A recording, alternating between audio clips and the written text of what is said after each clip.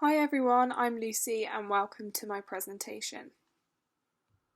What is my practice about? Making education, history and illustration more accessible to people and making homes a place of beauty, celebrating stories through patterned homeware. The importance of celebrating the past and creating a stimulating, beautiful environment you want to be in, colour, pattern and learning makes me happy and I want to be surrounded by that. This is what I want to create for others too. Accessible learning and storytelling and beautiful items is what I hope to offer at a price that still feels special and luxury, but is accessible in terms of price too. I think my work naturally falls into a professional context and has a clear application, which is homeware. I have found a gap in the market mixing storytelling, pattern, history and homeware. I have discovered very few people have the emphasis on homeware that tell stories quite like mine, and even fewer the focus on history. My audience is for anyone who wants a beautiful, busy home full of pattern and colour, people who want to learn, embracing stories from the past. What's next?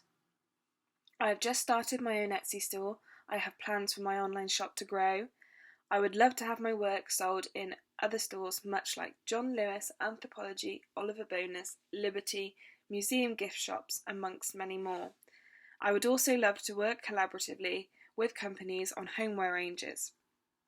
As well as homeware, I hope to work with companies, museums and other establishments working on illustration and pattern commissions, still highlighting special stories, places and people. Through my project, I told the story of Ethelfled of Mercia through plates and accompanying illustrations that highlight events and important elements in her life, celebrating, remembering and highlighting what she did. I chose to shed light on Ethelfled's story because I realised so little people knew of her. This series of work includes a set of paper-cut paintings, hand-painted plates and postcards that cover the story of her life, with corresponding information on the back of each postcard. These are some of my final plates I painted.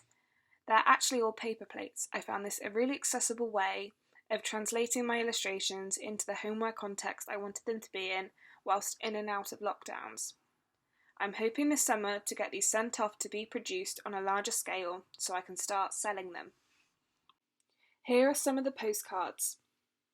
I split her life into a timeline and then illustrated the corresponding parts to create a series of postcards that were not only decorative and fit for the home, but informative too. Here are some more. They were all a mixture of paper cuts and paintings. I worked small and quickly to keep character and a playful element in my work. Here are some of the landscape postcards. This is how the back of each postcard is laid out with the corresponding information on Ethelfled's life. Here are some of my creative influences. Polly Fern, Grow House Grow and Yvonne Ellen are some of my biggest influences at the moment in terms of how they apply pattern and illustration to homeware goods.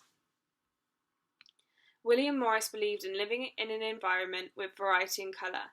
He describes filling our homes with decoration from the outside world is what excited him, and it does the same for me.